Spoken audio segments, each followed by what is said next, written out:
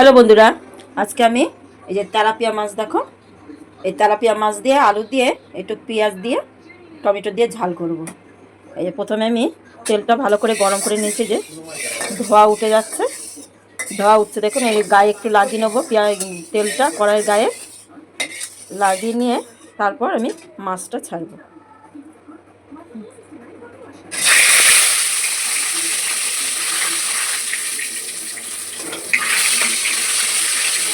মাছগুলো একটু লাল করে ভেজে ফেলব।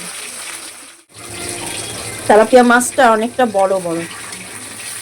বড় মাছ দেখো, দেখেছেন একটা মাছ কত বড় বড়। একটা মাছকে দু ভাগ করা। মাছটাকে লাল করে ভেজে নিয়েছি, দুপাশেই ভালো করে লাল করে ভাজা হয়ে গেছে। এবার মাছটা আমি তুলে নেব।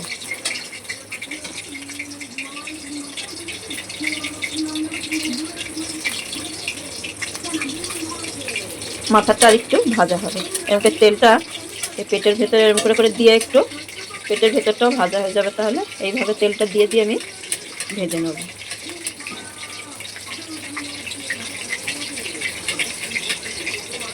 তেলাপিয়ার মাছের ঝাল অনেক রকমেরই হয়, তারপরে ঝোল করেও খাওয়া যায়। এগুলো পরে দেব, আপনারা দেখে নেবেন। তুলে নিলাম ভেজে, আরও দু পিস আছে, এটা ভেজে তুলে নেব। ভেজে সব তুলে নিই। মাছ ভাজার তেলেই আমি আলুগুলো দিয়ে ভেজে তুলে নেব। লাল করে ভাজা হয়ে গেছে, আমি এবার আলুগুলো তুলে নেব।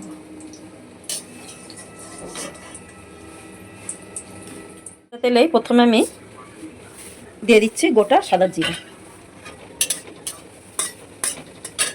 জিরেটা ফুটলে জুলিয়ান করে পেঁয়াজ কাটা আছে সেটা দিয়ে দেবো।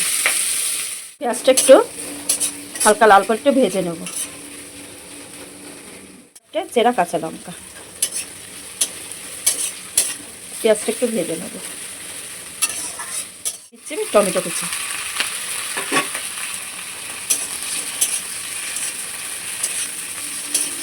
আমি পরিমাণ মতো নুনটা দেওয়ার পর টমেটোটায় নুন লেগে টমেটোটা গলে যাবে। মিক্স করে নিই। দেবো আমি পরিমাণ মতো হলুদ গুঁড়ো। এবার দিচ্ছি আমি জিরে গুঁড়ো, এর মধ্যে একটু লঙ্কাও আছে, শুকনো লঙ্কা একসঙ্গে গুঁড়ো করা, সেটা দিয়ে দিলাম। ভালো করে কষিয়ে নেব। কালারের জন্য একটু দেবো কাশ্মীরি মির্চ।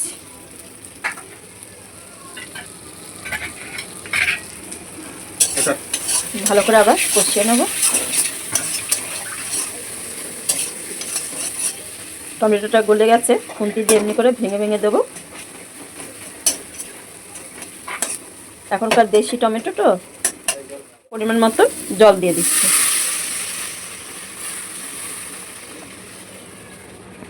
দিয়ে এবার আমি এই আলুগুলো দিয়ে দেবো। ঝোলটা একটু আলুটা টানবে। সেদ্ধ হয়ে গেছে আলুগুলো ভাজার সময়, কিন্তু ঝোলের যে মশলাগুলো আছে আলুর মধ্যে ঢুকবে।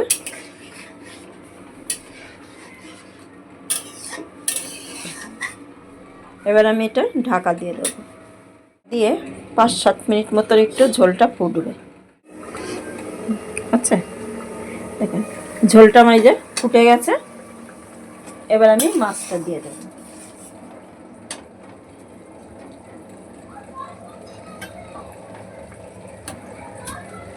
মাছগুলো দেখুন কি সুন্দর বালিশের মতো।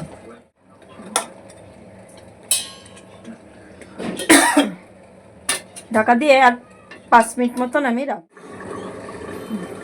মাছটা আমার 5 মিনিট মতন ঢাকা হয়ে গেছে।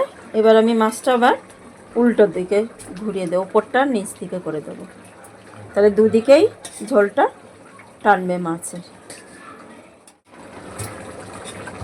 ধনে পাতাটা দিয়ে এবার আমি আবার 5 মিনিট মতন রেখে তারপরে গ্যাসটা বন্ধ করবো। দিয়ে আর 5 মিনিট মতন রেখে আমি তারপর গ্যাসটা মাছটা আমার হয়ে গেছে দেখুন। এবার আমি এটা গ্যাসটা বন্ধ করে কিছুক্ষণ একটুখানি ঢাকা দিয়ে রাখবো। গ্যাসটা আমি বন্ধ করে দিলাম, একটুখানি ঢাকা দিয়ে রাখবো, স্ট্যান্ডিং টাইম দেবো, তারপর নামি ঢাকাটা খুলে নিলাম। দেখুন কত সুন্দর কালার এসছে।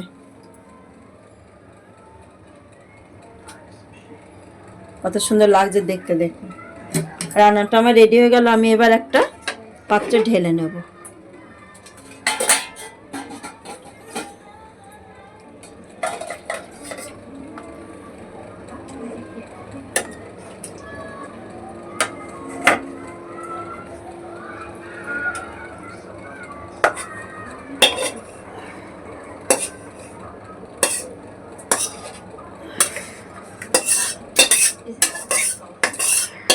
লাগছে মাছগুলো পুরো গোটা গোটা আছে। ভালো লাগলে লাইক শেয়ার করবেন, কমেন্ট করে জানাবেন কেমন হলো, রান্না করে খেয়ে বলবেন। আর ভালো লাগলে সাবস্ক্রাইব করতে ভুলবেন না। Thank you.